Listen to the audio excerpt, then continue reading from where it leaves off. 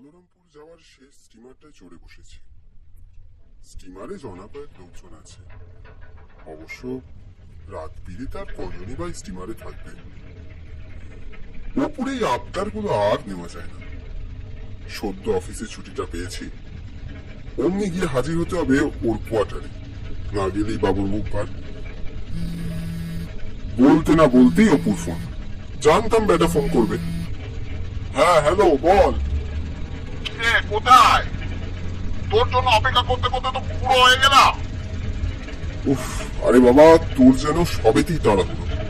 এই স্টিমারে উঠেছি, আস্তে আস্তে দেরি হবে কিন্তু। আচ্ছা শোন, আমাদের এখানে কোয়ার্টারে তো পিকনিক আছে রে।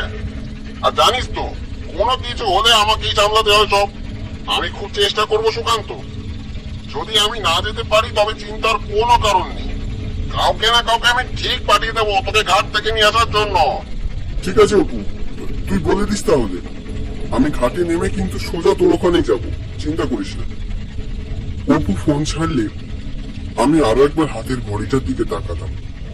প্রায় 9:45। বাড়ি থেকে বেরিয়েছিলাম সেই বিকেল বেলা। নেহাত অপু ওভাবে জোরাজুরি করলো, ছেলেবেলার বন্ধু। এই রাত্রে স্টিমার জলের উপর জোর শব্দ করে ছুটছে।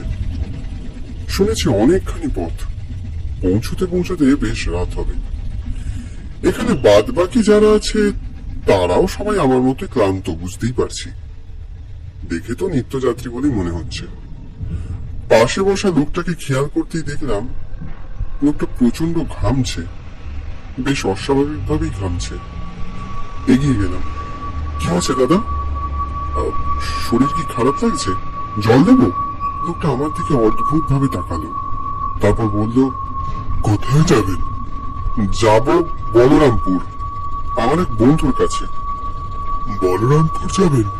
তাহলে এখন এলেন কেন? আপনাকে তো একটু আগেই আসতে হতো মশাই। মানে বুঝলেন না? বুঝলেন না?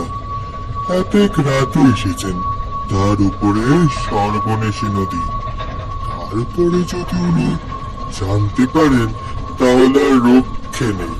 আমাদের সাথে সাথে আপনিও পটলডাঙ্গার টিকিট কাটবেন। লোকটার কথা শুনে মনে হলো লোকটার নিঘাত মাথার গন্ডগোল আছে। কি বলছে কিচ্ছু বুঝলাম না। কি হলো, চুপ করে রইলেন যে? বাঁচতে চাইলে এখান থেকে এক্ষুনি ঝাঁপ দিন। মানে অযথা ঝাঁপ দিতে যাবো কেন মশাই? ঝাঁপ দেবেন না?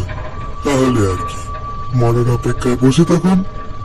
লোকটার সাথে কথা আর বাড়ালাম না। ঘাটে নেমে অপু বা ওর কোয়ার্টারের লোক দাঁড়িয়ে থাকতে সোজা ওর সাথে কোয়ার্টার যাব।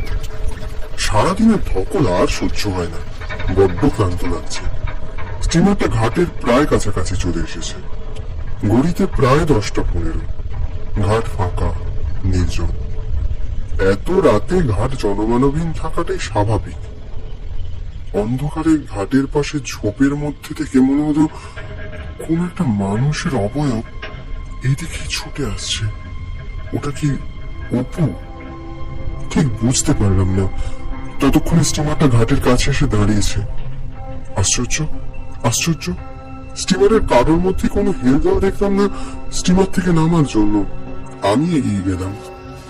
এরপর ঘাটের পাটাতন দিয়ে এগিয়ে গেলাম, তখনও স্টিমারটা ওভাবেই দাঁড়িয়ে আছে। অদ্ভুত লাগলো। যাকে আমি দেখি বড় অপু এলো কিনা।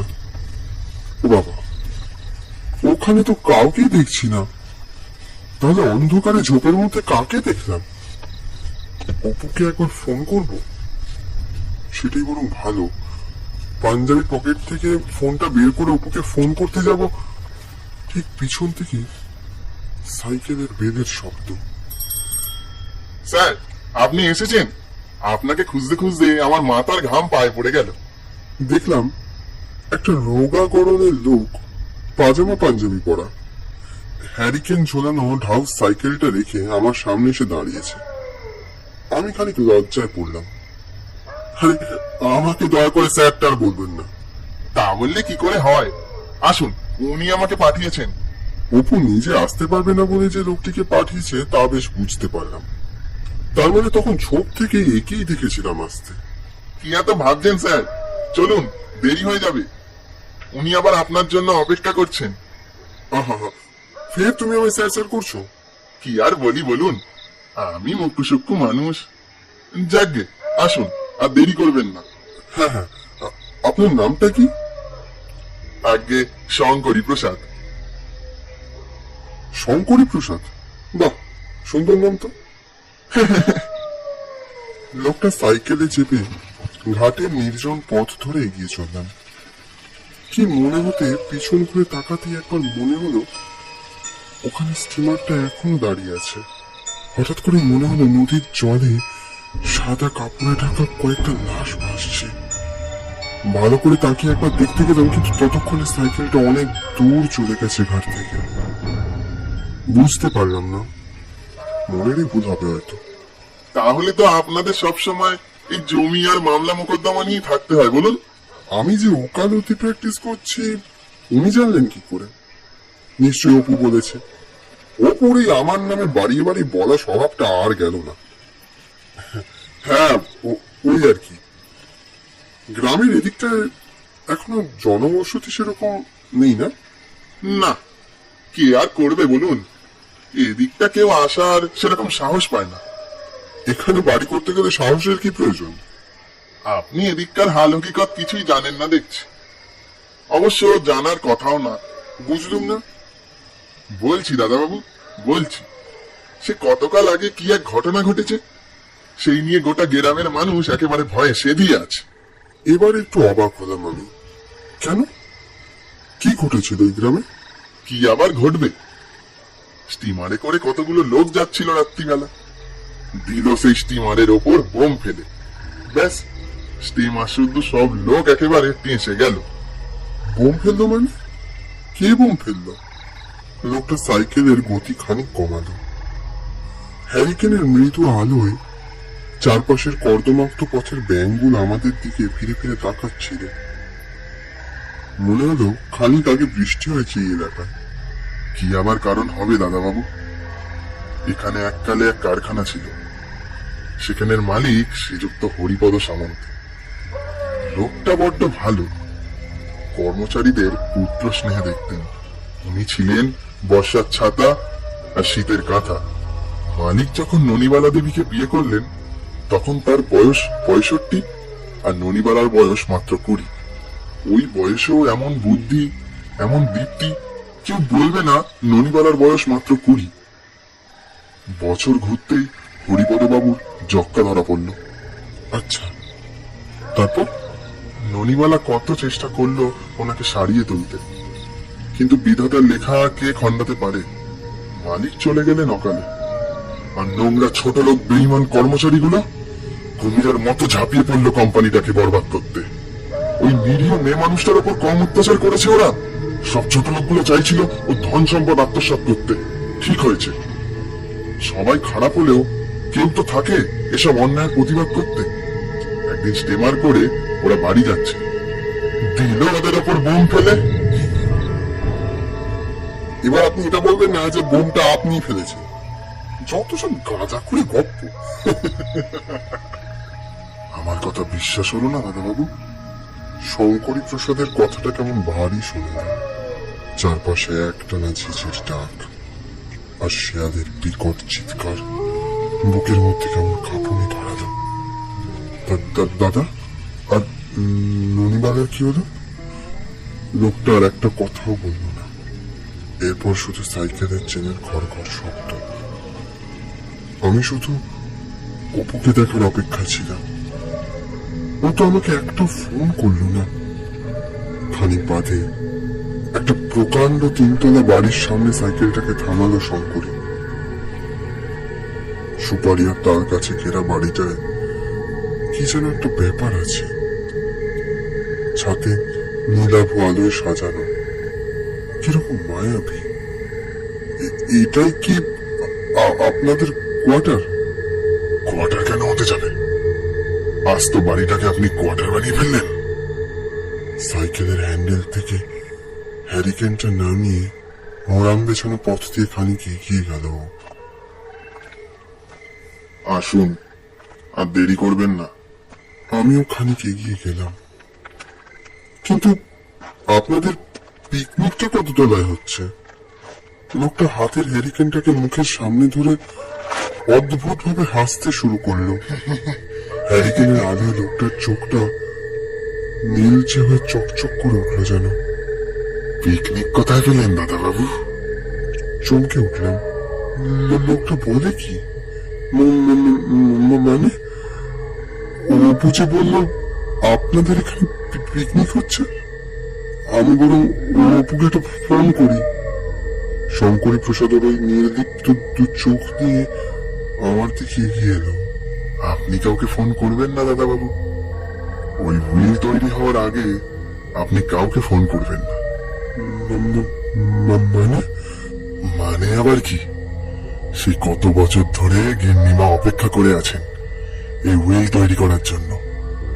এতদিন পর আপনার দেখা পেয়েছে উকিল বাবু।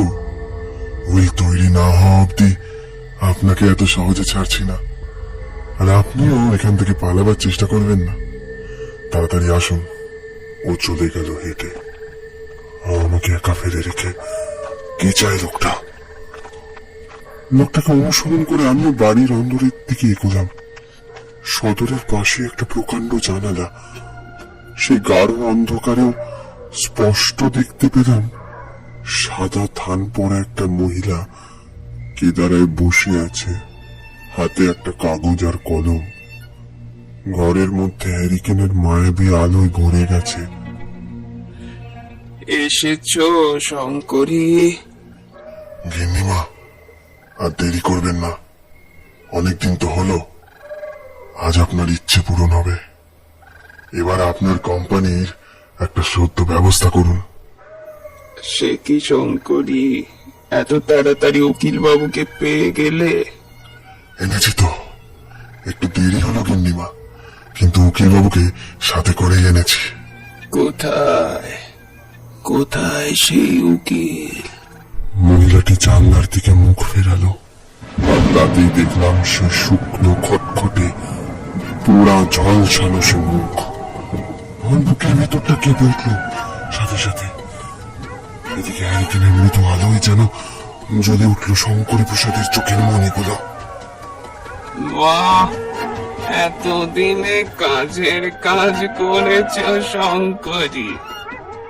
আসুন উকিল বাবু, ভেতরে আসুন। পিঠের শিরদাঁড়া দিয়ে একটা ঠান্ডা স্রোত বয়ে গেল। আর এক মুহূর্ত ওখানে দাঁড়িয়ে থাকার মনোবল জোগাতে পারলাম না। পড়ি কি মরি করে দৌড় দিলাম। ওই বাড়ির চৌহদ্দি ছাড়িয়ে সুপারি আর তাল গাছগুলোকে পিছনে ফেলে সামনের দিকে। এখানে কোথায় অপু? কোথায় পাওয়ার কোয়ার্টার? কোথায় পিকনিক? কোনো কিছু হদিশ মিলল না। কাদা জলে ভরা জঙ্গলের পথ। খানিক দূরে করতে কাদায় পা পিছলে সোজা গিয়ে পড়লাম কাদার উপর। মাথাটা তুলে ঝাপসা চোখে অন্ধকারে দেখলাম একটা লোক। কেমন চেনা চেনা লাগলো। এই তো সেই স্টিমারের লোকটা। দাদা দাদা, আমার বাঁচান, দয়া করে বাঁচান। লোকটা কোনো কথা শুনলো না, কেমন যেন অদ্ভুত ভাবে সামনে এগিয়ে চললো। দাদা, দাদা, আমি দাঁড়ান দাঁড়ান দাঁড়ান। পালাও। আশ্চর্য, লোকটা কেন ওভাবে ছুটে পালিয়ে গেল বুঝলাম না। পেছন থেকে শঙ্করের ছায়া মূর্তিটা এগিয়ে আসছে বুঝতে পারলাম ক্রমশ। আমিও প্রাণভয় ছুটতে শুরু করলাম। এরকম ভাবে কত দূর যে ছুটে চললাম তারই অর্থ নেই। একসময় নদীর সেই ঘাটটা চোখে পড়লো। উপায় কি, সেদিকে ছুটে গেলাম। স্টিমার না হোক, যদি কোনো নৌকা বা ডিঙার দেখা মেলে। নদীর সামনে গিয়ে যা দেখলাম তাতে আমার হৃৎপিণ্ডের গতি স্তব্ধ হয়ে গেল। সার দেওয়ার লাশ ভেসে রয়েছে নদীর জলে। আরো অবাক হলাম যখন একটা লাশের মুখ হুবহু মিলে গেল খানিকক্ষণ আগে দেখা স্টিমারের ওই লোকটার সাথে। শুধু তাই নয়, বাকিরাও সবাই সে স্টিমারের যাত্রী। এদের মুখ আমি আসার সময় কম বেশি লক্ষ্য করেছিলাম। আর হাত পা ঠান্ডা হয়ে গেল মুহূর্তে। পেছনে জঙ্গলের মধ্যে থেকে মনে হলো শঙ্করী প্রসাদ বলে উঠল, স্যার, আপনি তখন মজা করছিলেন। আসলে সত্যি সত্যি তো আমি ওদের মেরেছি। ওরা আমার গিন্নিমাকে পুড়িয়ে মেরেছে। কোম্পানির নুন খেয়ে কোম্পানির সাথে গদ্দারি করেছে, কিন্তু এখনো যে কোম্পানির হুইলটা তৈরি করতে পারলেন না। আপনি পালিয়ে গেলে হবে না যে। চলুন চলুন তাড়াতাড়ি। সবকিছু সবকিছু জলের মতো স্বচ্ছ হয়ে গেল। শঙ্করী প্রসাদকে স্টিমারের লোক করেই বা কারা? আর ননিবালা পিছন থেকে ছায়ামূর্তিটা এগিয়ে আসছিল, বুঝতে পারছিলাম সামনে নদী। আমি সাঁতার জানি না, ঝাঁপ দিলে নিঘাত মৃত্যু। চোখ বন্ধ করে ফেললাম, তারপরেই আমার কাঁধে একটা ঠান্ডা হাতের স্পর্শ। সুকান্ত, এই সুকান্ত। চোখ খুলে দেখলাম অপুর সামনে দাঁড়িয়ে আছে। ও তুই? হ্যাঁ, আমি কি তোকে এই ঘাটে আসতে বলেছিলাম? আর তুই কিনা এখানে দাঁড়িয়ে কাঁপছিস। কিন্তু তুই এই ঘাটে এলি কি করে? এই ঘাটে তো কোনো স্টিমার আসে না। নে যাকে